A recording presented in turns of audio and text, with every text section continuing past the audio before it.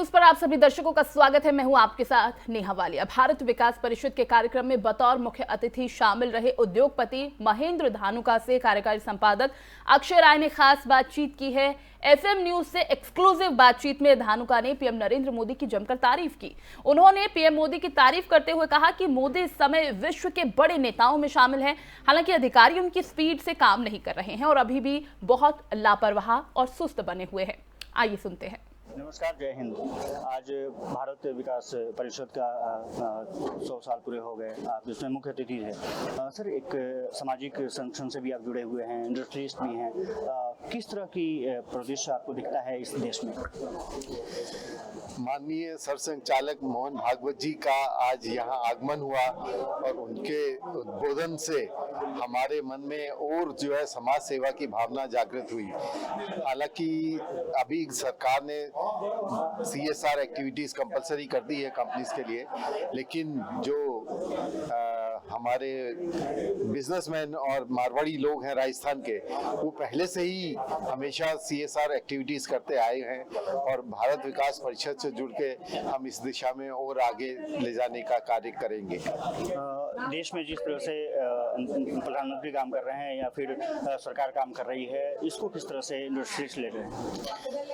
हम बहुत समय बाद हमारे देश को एक ऐसा प्रधानमंत्री मिला है जो सिर्फ राष्ट्र की सोचता है, अपने बारे में कुछ भी नहीं सोचता।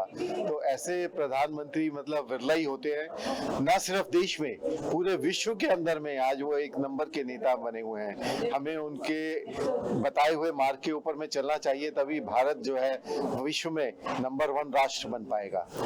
एक इंडस्ट्रियलिस्ट होने के नाते क्या लगता है कि क्या सुधार होने चाहिए इंफ्रास्ट्रक्चर में, एक्टिविटी में या फिर और चीज़ों में? जो गवर्नमेंट में अभी भी लाल फीताशाही है और जो कार्य में बहुत समय लगता है, वो जो है कार्य जल्दी होने चाहिए। हालांकि गवर्नमेंट काफ़ी कुछ जो कंप्यूटराइजेशन कर रही है उसका काफ़ी फायदा मिल रहा है। आज फेसलेस असेसमेंट हो रहे हैं करके, तो वहाँ भ्रष्टाचार मुक्त भी हुआ है करके, लेकिन अभी भी बहुत से डिपार्टमेंट्स में भ्रष्टाचार है जो कि खत्म होना चाहिए। एक चीज़ और जानकारी है कि जिस तरह से फार्म लॉज को रिपील कर लिया है गवर्नमेंट ने, ये बड़ा मुद्दा है और पिछले 2 साल से अगर देखा जाए तो जो किसान थे वो संघर्ष कर रहे थे। इसको किस तरह से लेते हैं? क्या कुछ इम्पैक्ट जाएगा अलग? देखिए, ये एक राजनीतिक मुद्दा किसानों ने बना लिया था करके। जो लॉस थे वो किसानों के फेवर के ही थे, लेकिन कुछ किसान बंधुओं को वो बात समझ में नहीं आई और वो उसके अगेंस्ट में चले गए। ज्यादातर भारत के किसान तो इसके पक्ष में ही थे, लेकिन क्योंकि किसानों का आंदोलन 1 साल से चल रहा था, तो इसलिए सरकार ने किसानों की बात मानते हुए अपने आप को पीछे खींच लिया और लॉस को वापस ले लिया। लेकिन मैं समझता हूं कि इसका लाभ जो है आने वाले समय में किसानों को मिलता रहेगा और गवर्नमेंट कुछ और नई पॉलिसीज लेके आएंगी किसानों की भलाई के लिए। Thank you sir. तो ये थे धानुका जी, तमाम मुद्दों पर मुझसे चर्चा की। कैमरामैन निहाल के साथ मैं अक्षय राय, FM न्यूज, दिल्ली। वहीं संसद का शीतकालीन सत्र 29 नवंबर से शुरू हो रहा है। संसद के सत्र से पहले संसदीय कार्य राज्य मंत्री अर्जुन राम मेघवाल से कार्यकारी संपादक अक्षय राय ने खास बातचीत की। आइए देखते हैं।